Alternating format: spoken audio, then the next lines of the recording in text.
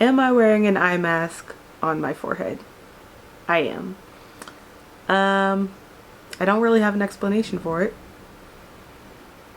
We're just gonna have to deal with it.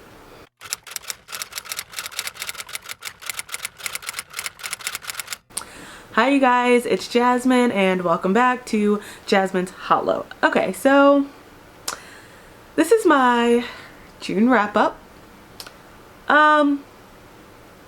I only read 2 books in June. Yeah, I don't really have an excuse for that either. But I guess I'll just jump right into the video. This isn't going to be a long one.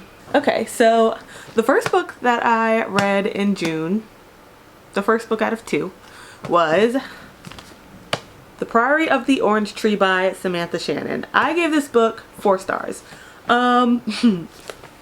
She thick. I was hesitant into getting into this book because obviously it's so big. It's like 800 and something pages.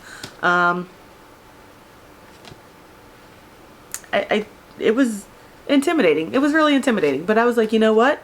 If I don't read it now, I'm never going to read it. So I picked it up and I read it, and it took me most of June to read it. This book is split up into 6 parts, and the first part I had a really hard time getting into. The first part is just kind of introducing the character. Whenever I read big like fantasy books like this, I always get kind of like confused at the beginning because like I really don't know what's going on. It just kind of jumps straight into the middle of things. We're meeting all of these new characters. We're jumping into this world that we know nothing about, you know. So the first part of this book I had a tough time with, I'm not gonna lie. But by the time I got to part 3, oh, I was in love. I couldn't put the book down, even though it took me a million years to read it. But this book is about numerous different characters, and all their stories end up just kind of coming together at some point. You know what? This book is so big, I'm not even really sure. I think I'd skimmed through most parts just because the book was so big. But so in this book, we get the thoughts of Tane, Ied, and Nicholas. Nicholas is a doctor, an older gentleman who has been exiled kind of by the Queen of Berethnet, Sabran. She exiled him because he was not able to make her a, basically kind of like an immortality thing, like a potion or something of some sorts. He dabbles in alchemy, and he's getting kind of old, and at this point in his life he's just kind of doing what he has to do in order to get back into his kingdom. You have Tane, who is training to be a, is it called a dragon rider? I think it's called a dragon rider. She's training to be one of those, and she ends up finding this guy and hiding him on the little, I don't know if it's an island or a ship or something that Nicholas is at. And so their worlds just kind of intertwined through that. You have Ied, who is kind of working as like, kind of like a hand to the queen. Not really a hand, but she works closely with the queen and Innis, Queen Sabran and Innis, and she actually can yield magic, and it's kind of like a, and she lives in a kingdom where she can't show that she has this magic. She's been sent there to protect Sabran, because there is this 1,000-year curse. There's this legend that this old like ancient evil is going to come up, and this just happened to be the 1,000 years that, you know, stuff just starts happening. This book, I really enjoyed this book, honestly. I absolutely love the characters, even characters like Nicholas, who, you know, he's just kind of like a gray character. He does a lot of bad things, but he kind of has his own reasonings for doing it all. Then you have Tane, who's just kind of struggling with herself. She feels guilty for bringing this man to Nicholas to hide, and everything just, eventually they all just kind of end up finding and meeting each other, and at the end they have to work together pretty much to save the kingdom of Innis, and really the world, honestly, because this ancient evil is going to destroy everything. So we have LGBT plus rep in this book. We have Niclaise, who is gay, and we have Iad, who, is she a lesbian? I'm not sure, but she's definitely part of the LGBT community because she ends up dating Queen Sabran. Sorry, it's a spoiler. This book is so big, I really don't know how to describe it.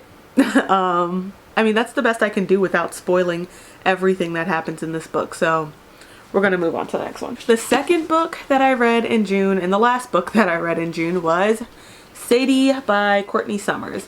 This book, when it came out, was really hyped on booktube, and I never got around to reading it, but I've had it on my shelf for a couple years now. So I finally picked it up, and it was okay. I gave it 3 stars. I don't think it was worth the hype that it got, but that's just my opinion. So this story is about a girl named Sadie who is trying to find the person who murdered her younger sister. Sadie never knew who her father was, and her mother ran away on her and her sister when they were children. Sadie's sister Maddie ended up getting into a truck with a man, and she was hoping to find her mother. Her mother was said to be in California, but Maddie never ended up making it to California. So Sadie and her sister were living with one of her grandmother's friends, and so Sadie just left one day and tried to find the man who killed her sister. This book was definitely a ride.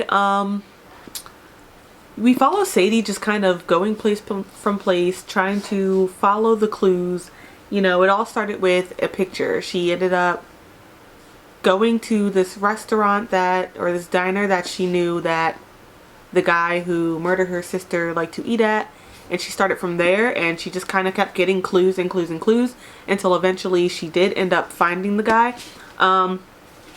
This book has an open ending, so you never really figure out what exactly happens to Sadie at the end of all of this. She does end up finding the guy who murdered her sister, but it kind of leaves off on this like cliffhanger kind of. Aside from Sadie trying to find her sister, there is a guy named Wes McCrae in this book who runs a podcast, and he is doing his podcast on trying to find Sadie's, and the podcast is called The Missing Girls. After Sadie leaves, Wes goes out and speaks with Sadie's guardian, and he tries to follow the clues that Sadie gets, and he gets super close.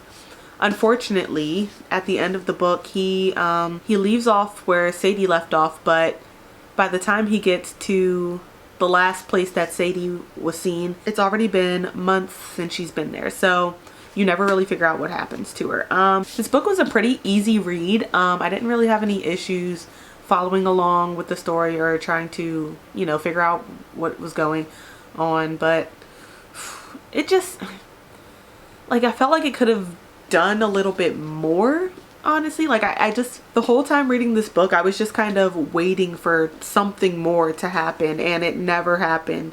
So I don't know, I think that's why I rated it 3 stars. Also, I wasn't really a fan of this open ending. I don't typically have an issue with open endings in books, but I feel like this was a book that I really would have liked to see wrapped up, you know, and I just didn't get that. This book, I guess, has a disability wrap. Sadie actually has a stutter, so we kind of get to see how that affects her life and how that affects her trying to find out clues when talking to other people who knows her sister's murderer. And yeah, so that was cool to see. I've never read a book with a girl who has a stutter, but the end results for this book, I just really kind of wanted a little bit more for this book. I know booktube really hyped this book up, and I just didn't think it was worth the raving reviews that everybody gave it, so I don't know, that's just me. Yeah, so that was the only 2 books I read in June. Like I said, it took me most of the month to get through The Priory of the Orange Tree. I don't know when the next time I'm coming out with a video is, I know I mentioned last video that I was kind of going through some things, and that's why I haven't really been able to update or make videos like I wanted to. I'm still going through things. Actually, things got kind of worse, so I'm just kind of dealing with everything right now. But it's fine. I'll be fine. So yeah, thank you for joining me on Jasmine's Hollow, and I'll see you guys next time.